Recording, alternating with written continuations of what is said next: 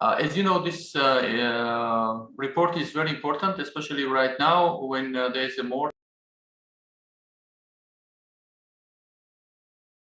with the trio countries, and even trio countries leadership. As you know, this initiative was inaugurated last year. They also trying to do a little bit more in order to get closer association with the EU, which is very difficult at this moment. And there's some work going on different level, on governmental level, on civil society level. And there's also some attempts, at least in these three countries, Ukraine, Moldova, and Georgia, to work together with the think tanks and to bring some sort of new initiatives to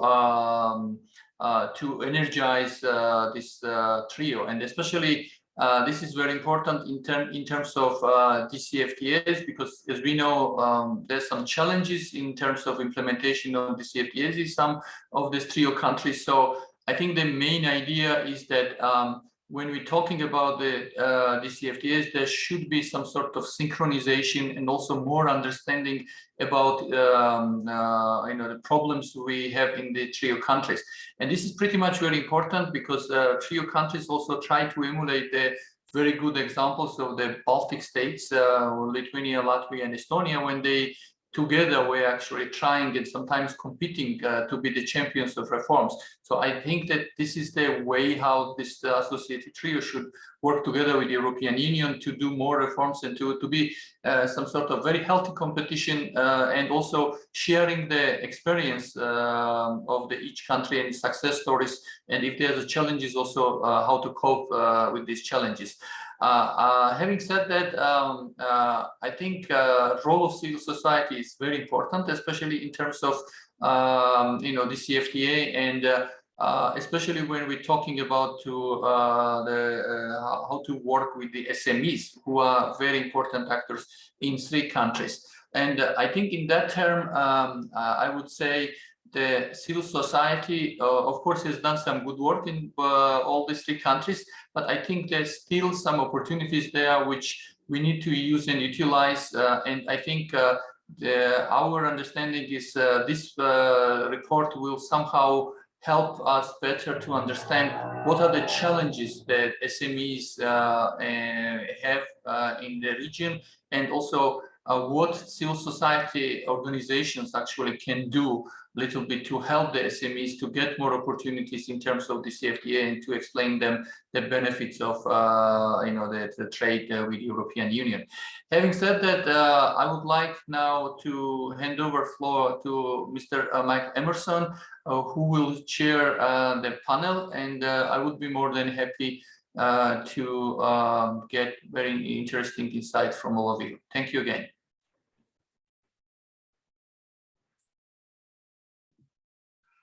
Thank you very much, Corneli. Greetings from Brussels, Centre for European Policy Studies. A nice, typically grey, damp and cold day in Brussels. I guess it may be brighter down there in Tbilisi.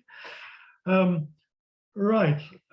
Thanks to Corneli and your colleagues at the Georgian Institute for Politics for organizing all of this and taking the lead in this project.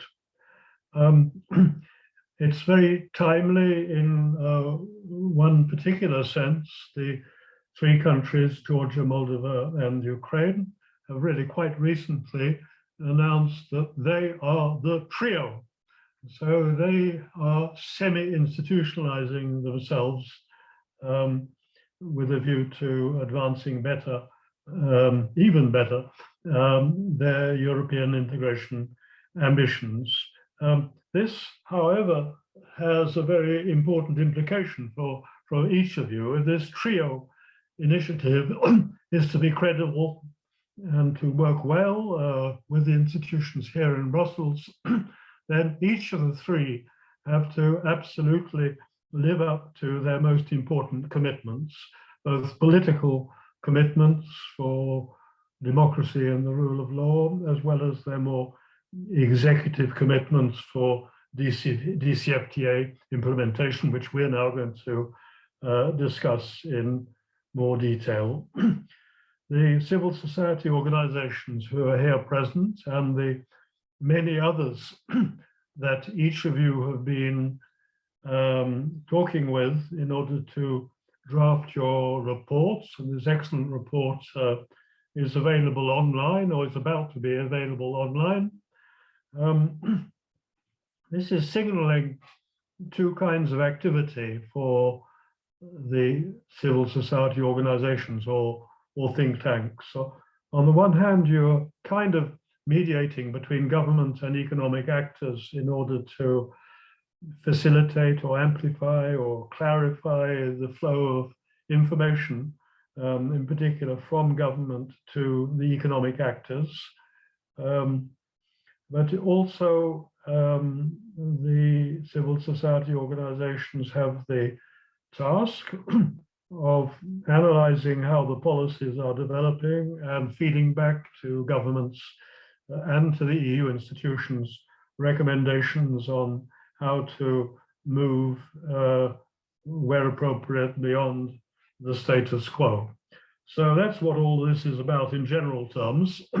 Now we have four excellent teams here who are going to speak in a moment.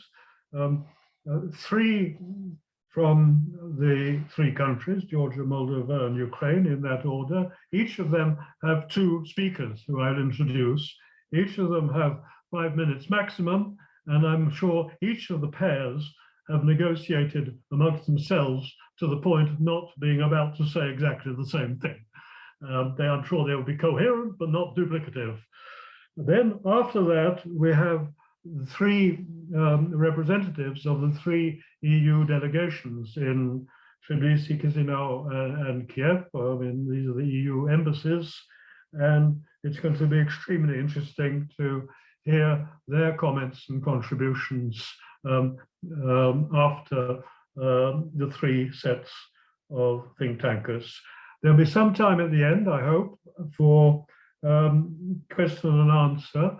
And I would ask anyone who is formulating a question to send it through, first of all, in chat mode so we can see it. And that would help us be absolutely clear as to what the question is and to point it in the right direction. And as Elena has mentioned, there is simultaneous interpretation online for the Georgian, Romanian, and Ukrainian languages.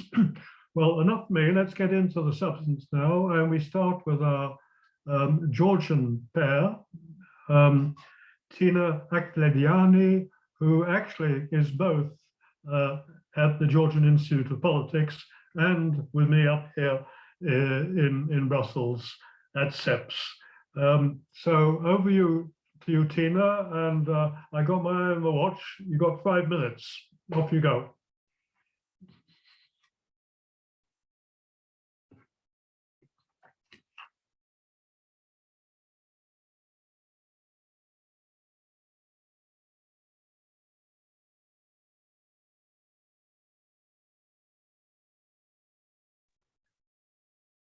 Elena, could you confirm to me that you actually see the slides? I hope now they're showing. Yes, thanks very much, Tina. We can see the slides and I think we can proceed already with the presentation. Thanks very much. Hope you can hear me well. Hello, good evening, good afternoon to everyone. Thanks very much for attending our presentation, and thanks to the audience for their patience. Microphones, it's not coming through clearly. Sure, I'll try without headphones. Thanks very much again for everyone for participation, and not to lose the time since we have only 5 minutes to present. I will run through the role, the goal of the project and who implemented, and also to talk a little bit concerning the goal of this project. I would like to say, first of all, that this publication was produced in the framework of the project, the role of the civil society in the DCFTA implementation in Georgia, Moldova, and Ukraine, that was funded by the Eastern Partnership Civil Society Forum and implemented by Georgian Institute of Politics, Institute for European Policies and Reforms, and Institute for Economic Research and Policy Consulting. Given the broad nature and the extensive list of legislative approximation that the DCFTA requires, civil society representatives and especially researchers, we saw that there was a particular need and particular emphasis to seek and to analyze what can be the role of civil society and their organization. Invisibility child.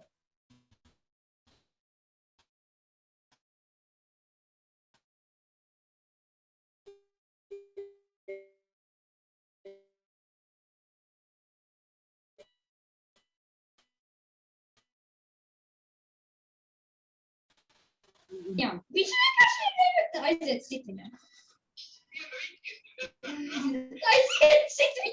Could you please mute your microphones? We're hearing, I think I'm... Oh my God.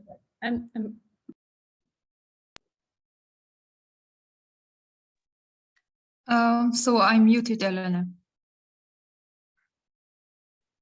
Elena, you are muted now. Thank you very much, Salome, for, I apologize.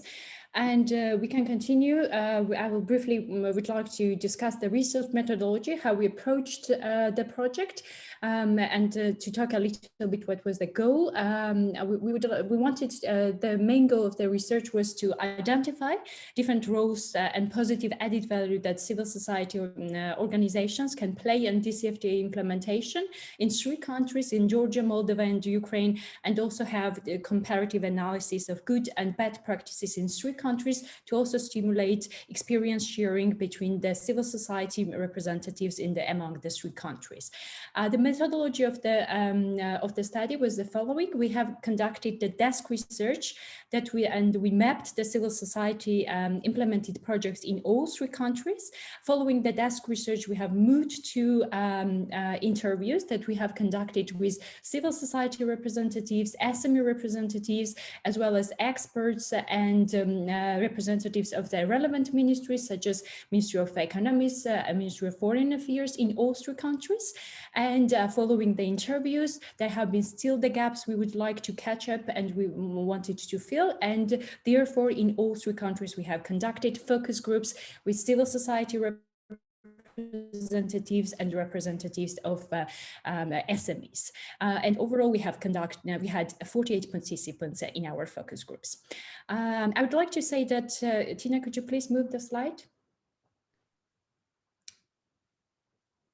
Thanks very much. I would like to say that since DCFTA is a really broad topic and extensive, we wanted to narrow down our focus whilst doing the research. And our thematic focus was export in goods, while doing the civil society mapping, activities mapping, and activity-related focus was analysis, the research that civil society organizations conduct related to SMEs exporting goods, awareness raising, that they conduct all the events concerning the DCFTA implementation, trends, challenges, capacity building trainings that civil society representatives conduct for SMEs, and matchmaking, well, civil society puts some efforts forward to connect local SMEs in Georgia, Moldova, and Ukraine to the ones who already export and who are located in the European single market.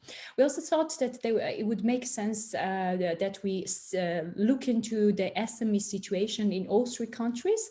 And therefore, I pass the floor now to my colleague, Tina, to first of all talk a little bit concerning the SMEs dynamics in Georgia, and then we will present good practices and bad practices of civil society engagement in DCFTA implementation in Georgia. Thanks, Tina, over to you. Thank you so much, Elena, for this very good overview, very informative and very useful overview. Many thanks to also Michael for his excellent opening remarks and keeping our spirits up and engage the audience. Now, let me, as Elena said, briefly summarize for you where the SMEs today stand in Georgia. So as in the other 2 countries, as you will see later on in the presentations, so these are the backbones of Georgian economy. So like 99.7% of the active enterprises in Georgia are actually SMEs. So nearly most of the enterprises are SMEs. So most of them are working in the business sector, and they provide around 60% of the value added, and also employ around 2/3 of the all employed workforce in the business sector. So the good thing that Georgian SMEs actually demonstrate is their market access and uptake of the business development services, in which Georgia scores quite high according to the EaP SMEs index. So this is considerable and noteworthy. But there are also the limitations and the challenges that small and medium-sized enterprises face in Georgia. So first of all, it's low productivity. So most of them struggle with a low productivity. And then also, like, most of them are engaged in the low value-added sectors, such as wholesale, retail trade, construction, and manufacturing. This, I must say, that pretty much mirrors the structure of Georgian economy. So that this is like the concentration on the low value-added sectors, so comes on the SMEs as well. And as a result, it should not come as a surprise for our audience that they only provide half of international trade flows of Georgia in general, and only 1/3 of Georgia's trade with the EU.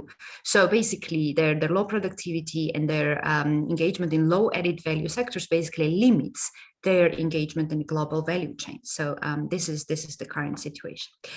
Now, when we want to put that into perspective of the DCFTA's effects on the export performances of the SMEs, so there are some positive observations. Like, since the enforcement of the DCFTA, there are new products that now are introduced to the EU market. So there are new positions opened in both agricultural and non-agricultural sectors. So in agricultural sectors, very briefly to mention, we can already see there are new products that are now exported from fresh fruits and vegetables, jams and canned vegetables, dried fruits. And there are also 4 new products added of animal origin, including honey. And then also there are some new positions opened for non-agricultural products. And this is noteworthy here, the pet furniture. So if you didn't know, there is one firm that started functioning after the signing of the DCFTA back in 2014. And then the export skyrocketed from negligible amount, like a few thousand, several thousand. So now they export around 10 million. And the exports are worth of around 10 million USD. So it's quite a lot of growth. Impressive. And then as for the new EU destinations, so there are the countries that have been now accessed across the European Union. So these are Austria, Belgium, Germany, Greece, Netherlands, Lithuania, Latvia, and Romania. So why we put the list here, so to see that there are also countries from the western part of the Europe, because as you know, Georgia sends most of its exports to the east part while entering through the Black Sea via Bulgaria. Now, with this, let's move to the good practices observed in our research, and I ask Elena to take the floor again. Thanks very much, Tina. We have seen what is an overview of SMEs in Georgia, and unfortunately, good practices are more limited than the challenges civil society organizations are facing. But during the discussions, interviews, and the focus groups, we have concluded that the best practices are related to matchmaking and networking opportunities for the CSOs and the projects that provide such opportunity to SMEs to meet actually the people and the enterprises who are working and operating in European single market, projects that provided an opportunity to build the capacity of civil society organizations. The DCFTA includes quite of a sectoral knowledge, and civil society representatives noted that they did not have capacity and knowledge and to engage in advocacy campaigns and to provide support and advice to SMEs. Another one was the events and discussions that provided an opportunity for SMEs that were organized by civil society organizations to meet the policymakers and provide their views, what are the challenges, trends, and also offer their policy recommendations, how to improve the situation. And the one last thing was organizing the events that provide opportunities to meet local SMEs representatives who already export in the European single markets. The list of limitations are rather broad, and I pass over to Tina to talk about them, and we will briefly wrap up with recommendations. Thank you so much, Elena. So briefly about the limitations. So as you see on the slide, there are more limitations than good practices, which is fine because this is still a very much developing economy, well, growing economy, hopefully. So basically, if we could just wrap up the main limitation in one sentence, this would be that even though there are new product positions opened, new destinations reached at the EU market, still the number of exporting SMEs is just quite low. It's around 800, but this is less than 1% of all Georgian enterprises. So this number is quite telling. And why this is the case, and here are a few things that we have outlined from the literature review, as well as from conducting a number of stakeholder consultations. Let me briefly list them. So these are the lack of access to the long run and low cost finances. Well, SMEs struggle to implement and adopt the very costly EU standards in practice. Basically, implementation of those standards is costly. So around 98% of all standards in Georgia are already European and international. However, the implementation remains challenging. There is no mutual recognition with the EU laboratories. So we had the case with the EU stakeholders saying that, you know, they send the goods to the EU borders, they're tested at the EU border, and they're sent back simply to Georgia because they don't meet the standards. So it's a pretty much gamble and quite costly for Georgian businesses. Then, so this, again, the lack of needed quality laboratories is an issue here. Another thing is lack of SMEs access to the freezing facilities, because these are needed before and while exporting agricultural products to the EU. And another thing is cost associated with transporting the goods, even sending the things by post, which do not weigh much. This is still very costly between Georgia and the EU. Well, small-scale inefficient production processes, seasonality of most of the agricultural products. So this doesn't enable SMEs to provide large and stable supplies, which is needed by the large market of the European Union. And lack of practical exchanges with the EU companies and successful SMEs who are already exporting to the EU.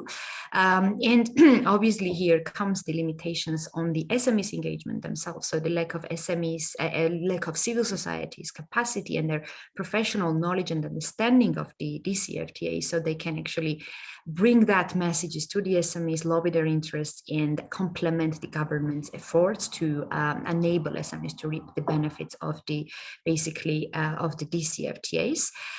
With this, let me also briefly move to the recommendations, which should be a logical basically summary here.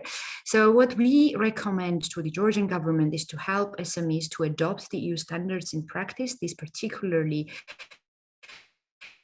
refers to the laboratories and the freezing facilities.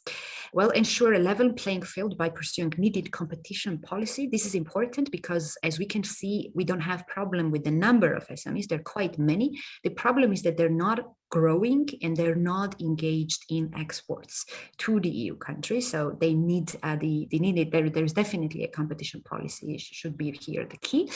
Improve SMEs access to long-run, low-cost finance. Invest in upscaling of the productive capacity. Tina, I have to remark that you're a bit overshooting the time. You're up at 15 minutes already. Sure, Michael. Let me very briefly wrap up and basically deploy the Black Sea potential for the EU, basically to help Georgia to do this, what I've just mentioned, and also continue tailored support programs that the EU has been implementing in Georgia that proved to be useful. With this, let me go to Elena, who will just basically wrap up with the final recommendations. Thanks, Michael, for your patience. Thanks, Michael, and thanks, Tina. Not to take much over the time, I just wanted to say that we recommend civil society organizations to increase their engagement, to listen more to civil SMEs and to understand what are their problems and to engage more in advocacy campaigns. Over to you, Michael, and wish good luck to other presenters. Thanks very much. Okay, thank you very much. First of all, apologies to Elena Panchulidze. I didn't introduce you because I thought you would be speaking consecutively, so I introduced Tina, but I see that you both did a perfectly coordinated double act and very professionally done as well. I had the point that you rather overshot in terms of time, and so I hope the others will bear that in mind. So we move on to Moldova now, where we have two researchers from the IPRE think tank. First, Stanislav Giletsky, and then Mihai Mogildeia. Over to you, Stanislav, I suppose, or Mihai, whichever. Okay, thank you very much. My name is Stanislav Giletsky, and together with my colleague Mihai, we will present the findings of the Moldova case. And as Michael mentioned, we represent the Institute for European Policies and Reforms based in Chișinău. A comprehensive involvement of civil society, of course, in policymaking, governance, and service delivery, including the association agreement and DCFTA, is important for both the EU and the Republic of Moldova. So in this context, we wanted to analyze the role of civil society and in informing SMEs about the DCFTA components and opportunities.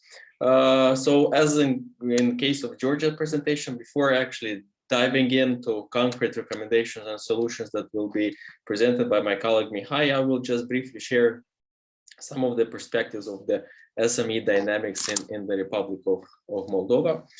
So over the last years, if we analyze the period from 2014 to 2020, what we can observe is that the state of play for SMEs is registering modest results. So the number of SMEs is growing slowly. But what we are seeing actually that there is a noticeable change in the decrease of small enterprises and actually an increase in micro enterprises.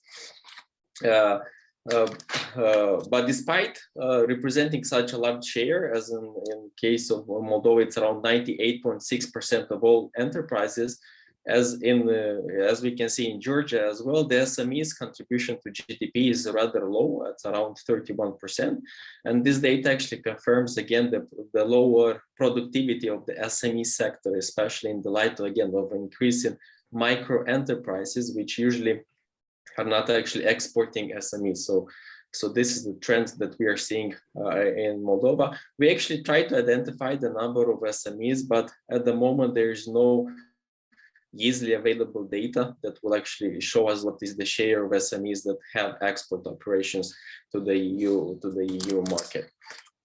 In terms of, we wanted to emphasize some of the aspects in the gender aspects in SME performance.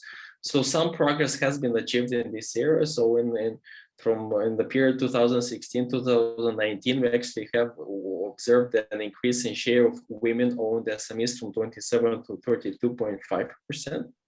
And the governmental institutions responsible for overseeing and developing programs for SME sector actually launched a specific program for women business program, and so far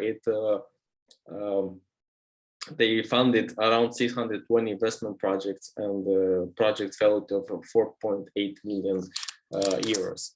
In terms of successful stories or projects that are actually being implemented by the CSOs in Moldova, we have witnessed 5 large categories that I will just briefly mention before giving the floor to Mihai.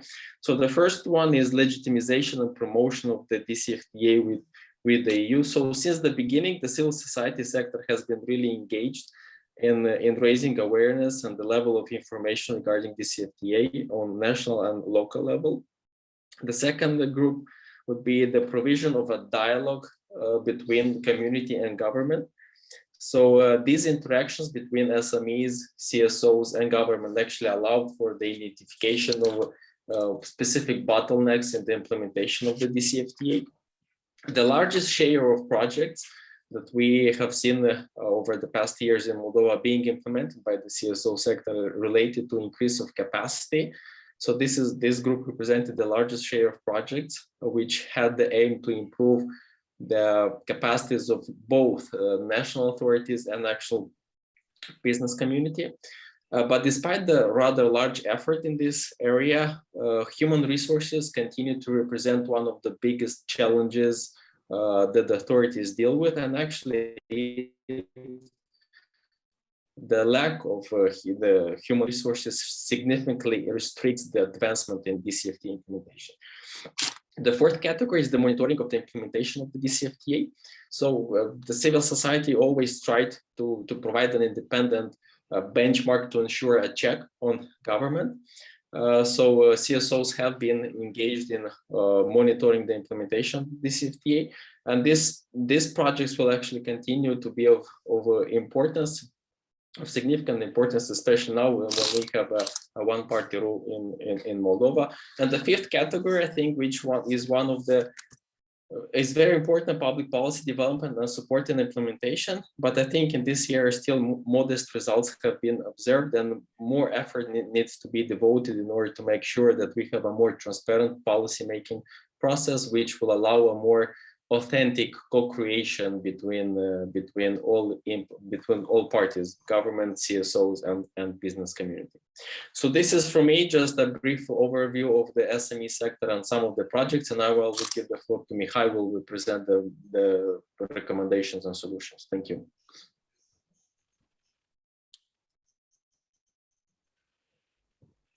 Mihai? Thank you, Stas, and thank you, colleagues, for organizing this this event. I'll briefly refer to the impact assessment of CSOs activities in Moldova, and maybe give you some examples of how the cooperation between the CSOs and the SMEs is producing results in Moldova. From our analysis, from our perspective, we have identified actually two groups of beneficiaries in this cooperation.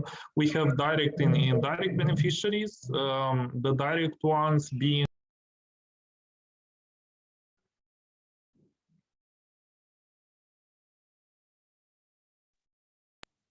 Mihai, you are muted. Sorry, I hope you can hear me now. So I was mentioning before that in the context of just to come back to the slide that I was speaking about. So I was mentioning before that in Moldova, we identified two groups of beneficiaries, the direct and indirect beneficiaries. The direct beneficiaries are the SMEs who are benefiting from the support of the business associations. And they are basically part of training and seminar programs developed by the business associations, which in Moldova are actually having the status of CSOs. And within these programs, the SMEs are empowered actually to empowered to become more capable and more self-sustaining in order to export and maybe to produce products for the EU market. In the same time, the SMEs are indirect beneficiaries when it comes to their kind of connection or cooperation with the think tanks or NGOs in Moldova. Why? Because the think tanks and NGOs here are usually developing studies, developing reports on the SMEs activity, including the SMEs capacity to export on the EU market. As Stas mentioned before, we have a few platforms in Moldova that are representative, that are representing kind of this stakeholders. On the one side, we have the Economic Council to the Prime Minister, which actually gathers representatives both of the civil society and of the business associations here in the country, but it's also kind of giving an important role to the business community and the SMEs here to influence the policy making and the policy decisions in the country. So the cooperation platforms between the SMEs and the civil society are important because they kind of they ensure kind of this triangle between the government, between the civil society, and between the SMEs, and how kind of is pointing out how this triangle should work in order to help all the stakeholders in their in achieving their objectives and scope. A few conclusions to our presentations, and maybe a few takeaways. Of course, from our perspective, the role of CSOs in informing the SMEs about DCFTA components and opportunities is nowadays limited in Moldova. The civil society projects on this dimension are largely donor-based and operate on the basis of available funds, basically, that are kind of absorbed by the business associations and other civil society organizations. Of course, and an important impediment to inform the SMEs about the DCFTA in Moldova is, as Stas mentioned, the lack of available data about the share of SMEs exports in the total exports of Moldova to the EU market. Our recommendations are related to three groups of stakeholders. The first one is the international donors. We think that the international donors should increase the number of granting programs aiming at supporting the business associations working in the SME sector, especially the institutional funding, which is mostly not available right now for the business associations. We also think that the international donors should increase the support for the national and local NGOs and think tanks that are interacting nowadays with the SME sector, especially at the local level, in which we have a few gaps in the rural areas of the country. At the same time, we think that the national authorities should develop and allocate the needed funds and assistance for developing a database for assessing the structure of the SMEs exports to the EU market, because without this component, even our assessment of the role of CSOs in informing the SMEs would be much limited than we would like to kind of write down. Also, it's important to enable the establishment of a consultative council to the Minister of Economy that will also kind of inform the national authorities about the main issues existing in the sector of SMEs, but also in the communication between the CSOs and the SMEs. And for the civil society, we think that it's important to ensure a broader and regular communication with the SME sector. We think that nowadays this communication is affected by the limited resources that the civil society is and the limited capacity of the civil society in Moldova. At the same time, the developing or the creation of a platform for interaction between the NGOs, think tanks, and the business associations at the national level would be very important to develop this interaction and cooperation between all the three stakeholders. Nowadays, mostly the civil society apart and the business associations are communicating with the government, but they are not communicating all three together. We think that this could play an important role for the development of the SMEs sector in the country, but also for the strengthening of the communication between the CSOs and the SMEs. Thank you. Thank you very much, Stanislav and Mihai, another very professional and well-coordinated pair. So let us move on to Kiev now immediately, where we have two researchers from the Institute for Economic Research and Policy Consulting. First, Anastasia Kropova, and then Bohdan Kostev. So Anastasia, I suppose, over to you first. Yes, thank you. Good afternoon. My name is Anastasia, and I'm very happy to participate in this event and present you the study, the role of civil society organization in the implementation of the deep and comprehensive free trade area in Ukraine. So what was the purpose of our study? The goal was to assess the role of CSO in informing small and medium-sized businesses about the export opportunities regarding the DCFTA in Ukraine. The main methodology of our study was interviews, focus groups, and analysis of public data. We conducted 9 interviews in addition to focus groups.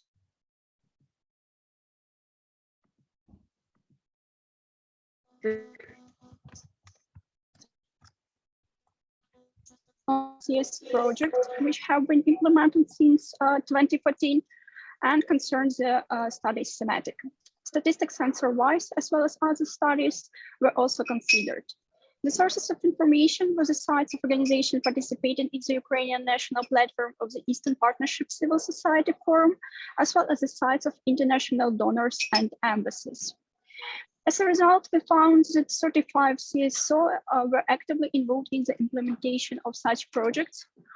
During the research, we asked ourselves which civil society organizations are most often involved in projects.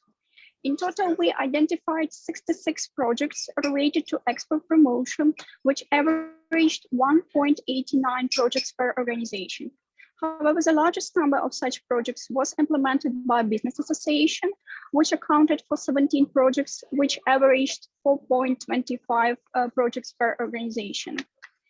This phenomenon can be explained by the fact that business associations are those organizations that are engaged in such projects as their nature are designed to realize business interests. As I said, we identified 66 projects and we divided them into 4 areas: matchmaking, capacity building, events, and analysis. And we saw that most projects involved public events. It is also interesting that matchmaking was the least popular.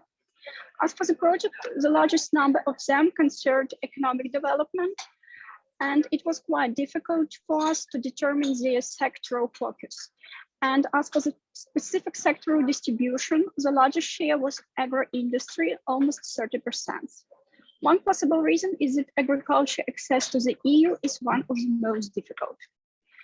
As for the temporal measurement of the role of CSOs in export promotion to the EU, after the signing of the association agreement, the project were mainly aimed at informing about the euros of export to the EU. Later, the focus was shifted to informing about the EU export opportunities and analyzing the implementation of the DCFTA. Thank you for your attention, and then I give the floor to my colleague Bogdan Kostyv to continue the presentation. Thank you very much, Anastasia. Greetings to everyone. I am happy to present the results of our research. So, considering awareness about CSO activities related to export promotion to European Union, our respondents have named several types of activities, such as analysis, organization of public events, matchmaking, and training of CMOs to export to EU. The most mentioned CSOs are Chamber of Commerce and Industry, Export Promotion Office. Nowadays, it's not CSO anymore, it's a state agency of Entrepreneurship and Export Promotion Office, European Business Association, and sectoral business associations. Some of our respondents, approximately 1/3, have indicated that sectoral business associations have a better understanding of business needs, probably due to the fact that they are closer to business. They were created in order to represent those business, and they also quite frequently exist on membership fees from this business. Therefore, they knew the needs of business more, and therefore they are more effective. Analytics and public events are mentioned most frequently. Those basically duplicate and prove our result from our numerative part of our research. Next slide, please. Thanks. So, considering CSO's efficiency, matchmaking is mentioned as the most needed activity, as it helps to find Ukrainian CSOs, their partners in EU. So it basically facilitates direct business contact. Training was named also efficient, especially regarding the adaptation of EU quality to EU quality standards.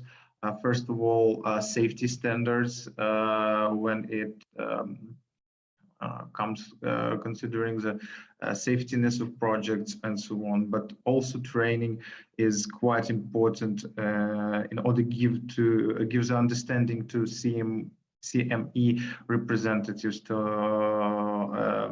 understand the importance of such things as digital marketing, design, and so on. Considering information which is provided by CSOs to business and government, it is also defined as important. First of all, trade and macroeconomic reports. They pay attention of SMEs to general trends. Quite frequently, SMEs are too small and don't have enough resources to make their own researches in those fields. Therefore, this information is needed. According to respondents, CSOs have some influence on government and public opinion. However, it's very hard to estimate which exactly. Public events are important primarily as platforms for networking, where Ukrainian SMEs representatives could communicate with each other, change their opinions.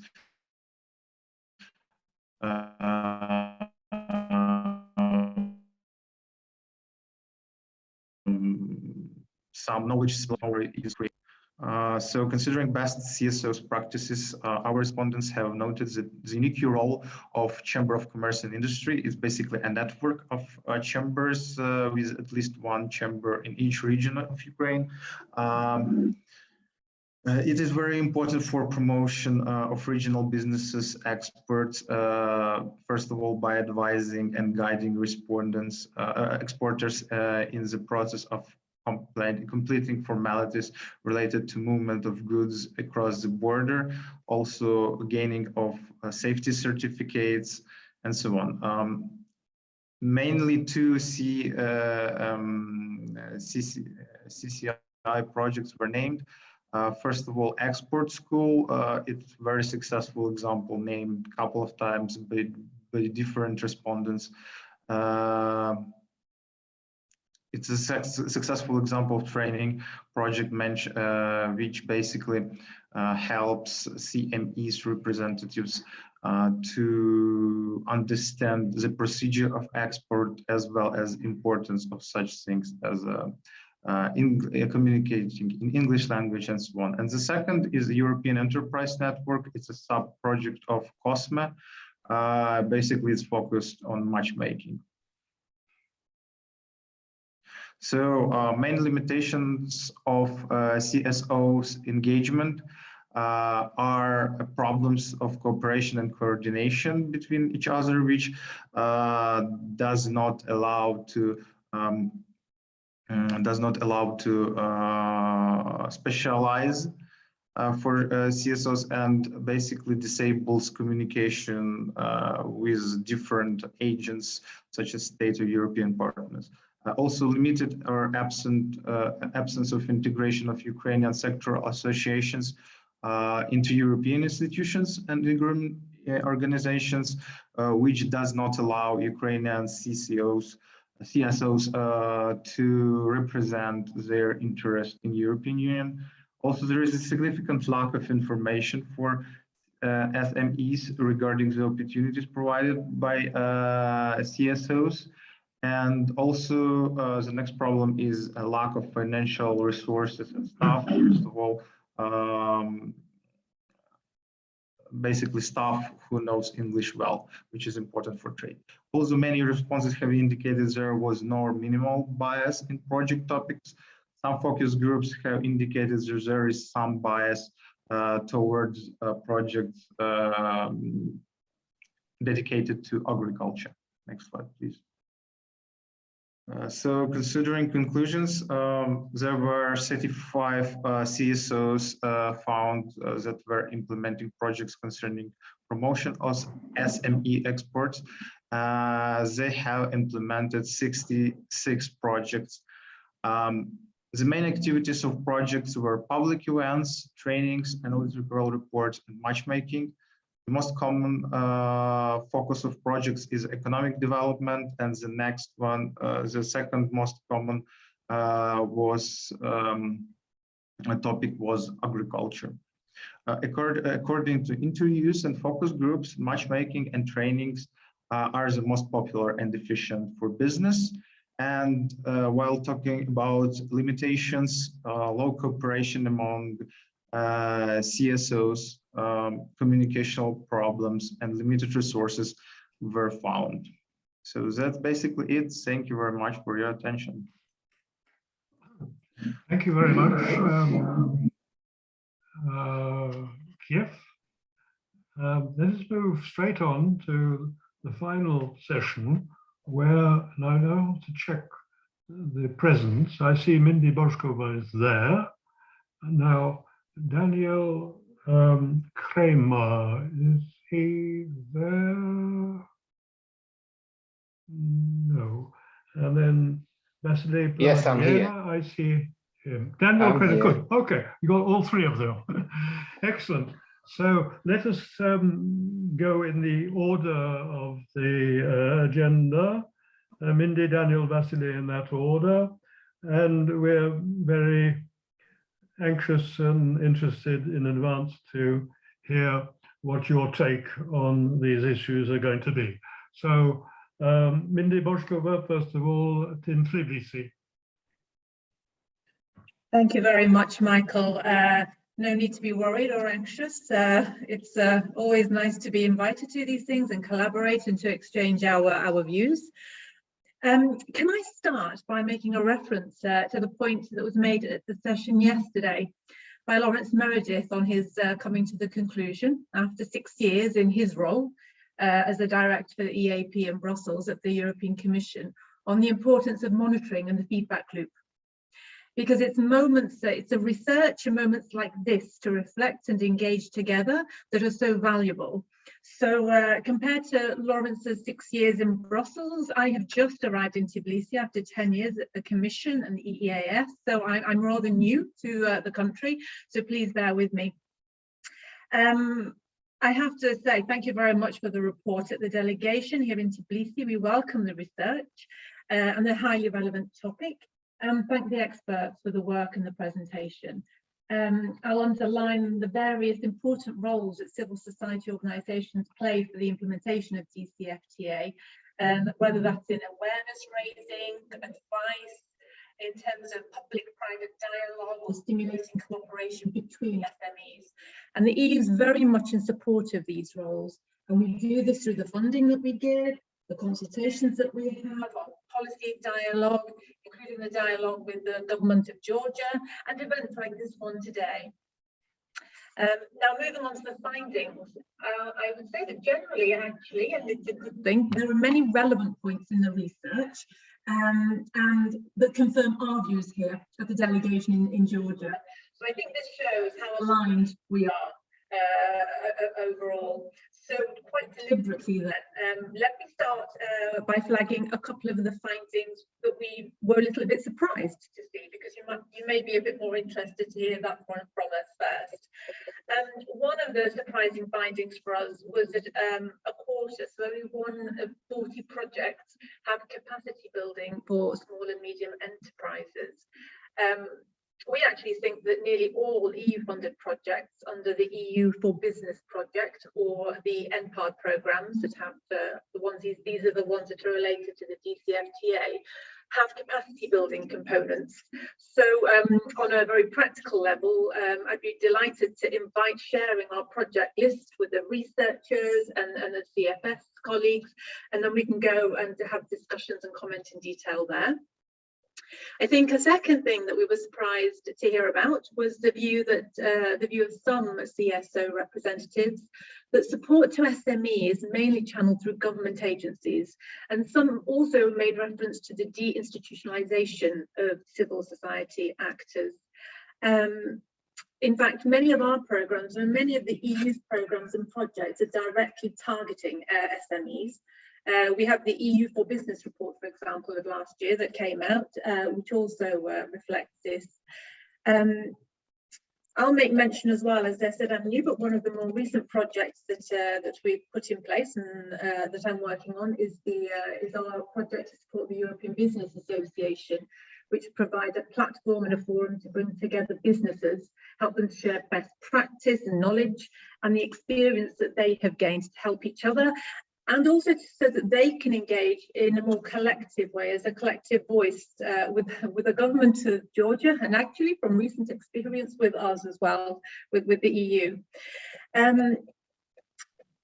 Moving on to the recommendations, we were happy to see that many of the recommendations are already on top of the EU-Georgia cooperation agenda. So we find them indeed highly relevant. The recommendations, they address civil society organisations, the government of Georgia and EU, but should there not also maybe be some that are addressed to SMEs themselves? So I think this is just an interesting sort of food for thought for us here. In terms of the recommendations for civil society, we really would welcome a more active role in the areas mentioned in the research you've shared, that you published. And in addition, CSOs could stimulate more cooperation among SMEs, for example, helping to form clusters to help raise their competitiveness.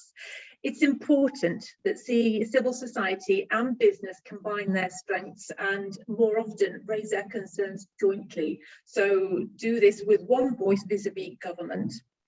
Then in terms of the recommendations that you tabled to the government of Georgia and EU, I won't go into the facts and figures because I think Tina and Ellen went through this beautifully earlier on.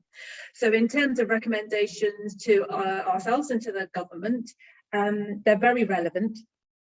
They address some very complex issues, and so they need careful analysis and some joint work with civil society and small and medium enterprises. So, for example, the first of the three recommendations about investing in capacities and training, but investment into the laboratories and certification support. It would be important, for example, that we have a strategy that's based on a good understanding or assessment of the market and its dynamics. Because for many products, the demand may simply not justify the costs for a laboratory in Georgia. Discussing the report this morning amongst we have a small trade team here, was the observation actually that in some cases it's cheaper, it's more cost effective to use existing laboratories in the EU. And this may also help with the issue of laboratories here in Georgia recognising and certifying certain products. And I saw in your report, I was crestfallen to see how, and sometimes these are exported and don't meet the criteria set out by an EU laboratory. And exactly the same applies to investment into fridges and freezing facilities as well, that you raised earlier on, Tina and Elena. To make all of this possible, cooperation among SMEs can only be a good thing. So we really support the recommendation that you forwarded about cluster and cooperatives. So we fully support those. You also spoke on transport corridors. So I think you heard about this a fair bit yesterday. We call it connectivity in its more broader sense. And the work we're doing on connectivity is clearly part of the 5 flagships for the Eastern Partnership. Now, of course, we note the particular challenge that Georgia faces in comparison to Moldova and Ukraine in terms of its physical access to the EU and to markets. But it's also important not only to think about the physical infrastructure, so corridors by rail or road or ferry, but also the digital infrastructure. So interesting pilots on e-logistics and e-warehouses, and sometimes also make the logistics more efficient and cheaper. And finally, value chain support is essential for upgrading SME activity. And in our experience over and over, the best results that we tend to see in our projects are those that have been achieved with company or sector specific support. So the EU's had some very good experience with this cluster approach, which supports cooperation between companies. So we would encourage the government of Georgia to start a pilot programme, and civil society organisations should have an important role in there. We note from the report that this matchmaking, and Bogdan just now also mentioned it, how successful matchmaking approach has been, and also in Ukraine. So this success is also something worth considering replicating across other areas. And of course, there is much we can learn from the successes from Ukraine and Moldova. So let me please give the floor to my colleague Daniel, who is here from the EU delegation in Kiev. Thank you very much, Mindy. Over to Daniel Kramer. Where are you, in Kiev? Hi, yes, I'm in Kiev. Good. It's dark here already. So I hope you can all hear me. Yes. Can you hear me? Yeah, very good. So my name is Daniel Kramer. I work in the trade section in the EU delegation to Ukraine. Thank you for the invitation. It was very interesting. At the beginning, I must admit, I didn't know what the content will be about, but I think it was useful to see that how the part that I found the most interesting was about the effectiveness of CSOs and founded by EU projects. We have a lot of EU projects. I personally think we are giving out a lot of money for this purpose, and it's extremely interesting to see how whether this is money well spent or not. So I am not personally dealing with these projects. But I will give this research to my colleague, and I hope she will learn from it, because we have seen that some of the things we are doing are maybe not so relevant for SMEs. Others, like matchmaking, are much more useful. So I hope we will learn from that. And also, well, let me just mention one CSO from Ukraine. It's called BRDO. It stands for Better Regulation Delivery Office, and we are extremely happy with their operation. And basically, what they are doing is advising us and the Ukrainian government about better regulation of economic activities, and they have been working very successfully. And I think this is a good example of what a CSO can do to help SMEs, who will be the main beneficiaries of better regulation. So it's called Better Regulation Development Office for those who want to have a look. Yeah, and I think we are not very good on time, so I give the floor back to you, Mike. Thank you very much, Daniel. Over to you, Vasily, in Chisinau.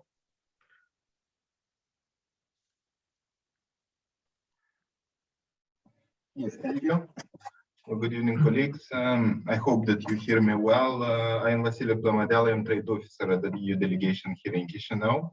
And I am actually following DCFTA implementation since the moment when the DCFTA, the association agreement, was initialed, and I am here following it since the beginning of its provisional implementation and until today. So on this, I would like to thank IPRE particularly for the job did on Moldova. I find the results very useful, as well as recommendations, and we'll certainly share it with our colleagues inside of the delegation, and they should be also shared with our HQ colleagues. who are deciding about, as Daniel mentioned, a significant amount of support towards the civil society organization. So, and as all of us know, the civil society has been, let's say, strong and reliable partner for the European Union and the Republic of Moldova, and this is particularly applicable also for implementation of the DCFTA-related activities. In this context, I would like to mention that indeed civil society here is very much involved in following the way the agreement is implemented, and also in supporting the businesses to make it possible to export successfully to the European Union. And as we see in case of Moldova, the trade figures are very good in terms of quantities. The exports to the EU are growing, and they are growing on a permanent basis. And we hope that the diversification will come as well. On the practical side of the implementation of the DCFTA and the role of the civil society, indeed, I would like to mention two parts, two components. The classical part of the civil society, which does mainly researches and works with theoretical aspects of the business, and the business support organizations. The second part, which are actually in most of the cases are connected to business operators. They collect their views and they support business operators in addressing certain challenges, which are also coming up due to the challenges offered by the DCFTA. In this context, I would still recommend, and I believe that it is necessary that these two players of the civil society work closer to each other, so that independent think tanks and other type of civil society organizations are in constant dialogue, and Mihai also and Stas referred to the fact that civil society and business support organizations are talking together to the government. I would like to suggest that they talk among each other, to each other more often, so that each of them can feel the vibe of each other and can understand why, for instance, business support organizations are having, let's say, an accent on some particular things, while the civil society organizations believe that the angle should be different. A better coordination and the regular exchange of information is critical, is essential for the purpose of achieving good results. Also, it is important that the civil society organizations, and I also refer here mainly to business support organizations, keep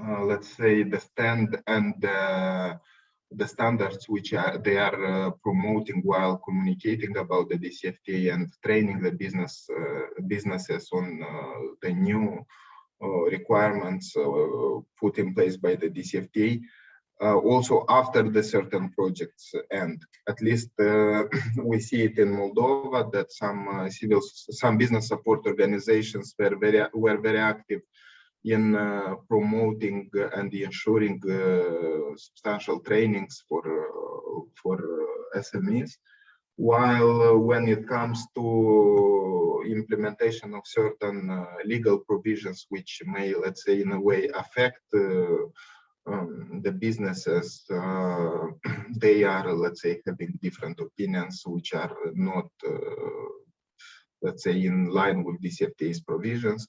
And this is something which needs to be clarified, but I believe that these are particular to certain organizations. On other practical aspects, indeed, here in Moldova as well, business support organizations are actively involved. And for instance, I can mention the European Business Association in Moldova in supporting also SMEs in regions. They cooperate together with civil society organizations to implement EU financial assistance. And for instance, they have worked together on establishing regional business hubs to support and to provide specific support to businesses in the regions and to small enterprises in order to comply with the EU requirements, specifically on food safety, and also to communicate to them about the requirements of the EU market. Probably in comparison with Georgia, maybe this is less relevant in comparison with Ukraine, but in Moldova here, small and medium-sized enterprises are doing trade with the European Union.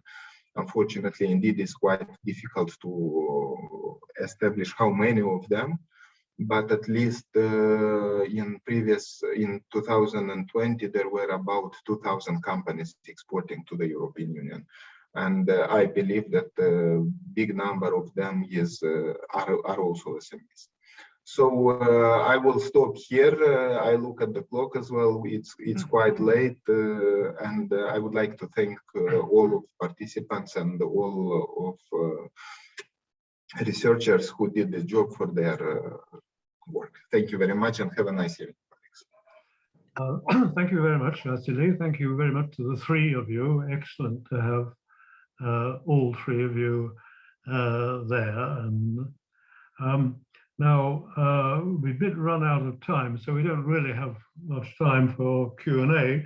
However, I've looked at the chat questions, and actually it's rather interesting because there's really only one question there. For your PowerPoint presentations, there's an overwhelming demand that they may be made available as well. So Salome, I'm inviting you, or Jip, when you distribute the paper itself, can you create a separate document with the 3 sets of PowerPoints? Sure. Thank you, Michael. I think that we can distribute it if we have permission from authors. I think that they are ready to send it out. And I can tell the attendees and all panelists that we are eager to distribute this whole report in the following days. So like all registered people can receive like this report through their emails. So thank you very much to all of you.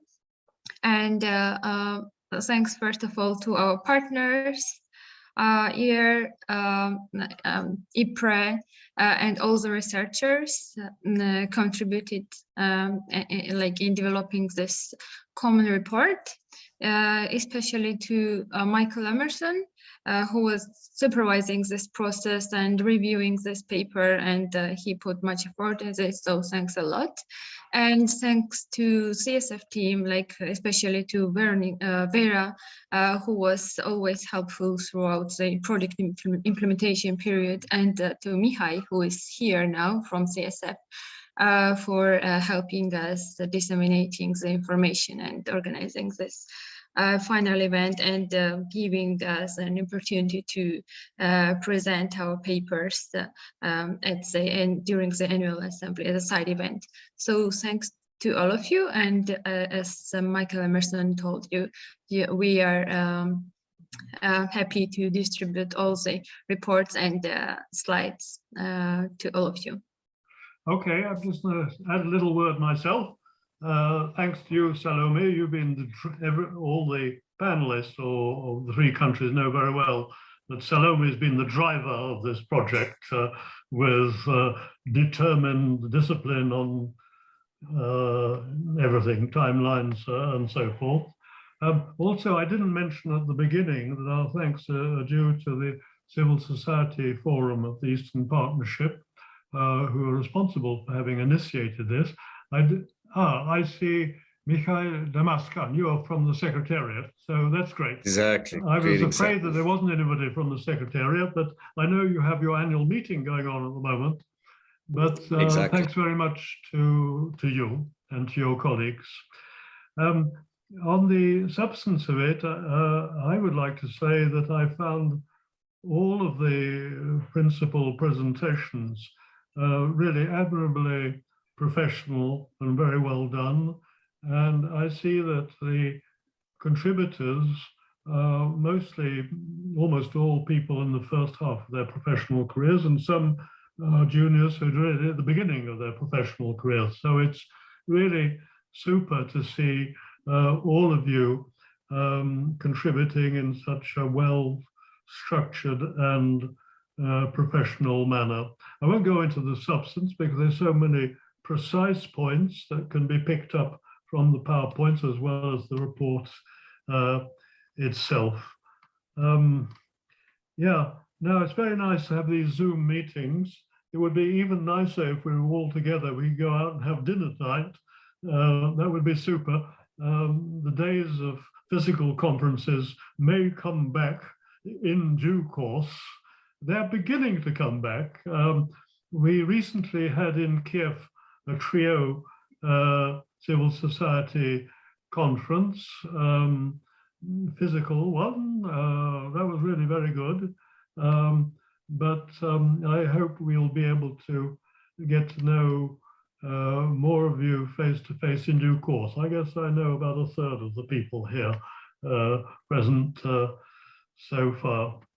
So thank you very much to everybody, and also to the three representatives of the delegations. It's really very excellent and encouraging for the researchers to have you coming in with your own comments too. I mean, I think the overarching conclusion is that here we see an example of, if you like, trilateralism at work. That is to say, the civil society organizations and think tanks as one leg in between the economic actors and the governments, with making a useful contribution. Okay, thanks. So I forgot to say special thanks to Tina and Elena, who were in charge of wrapping up the whole report. So thanks a lot. So I think that we can finish here, and I hope that this report will be useful for the civil society and SMEs throughout the EaP states. Thank you, everyone. Goodbye. Thanks a lot. Bye-bye. Bye-bye. Thank you very much. Goodbye. Have a nice evening. Thank you. Have a good one. Bye, bye, bye, bye. Thanks a lot.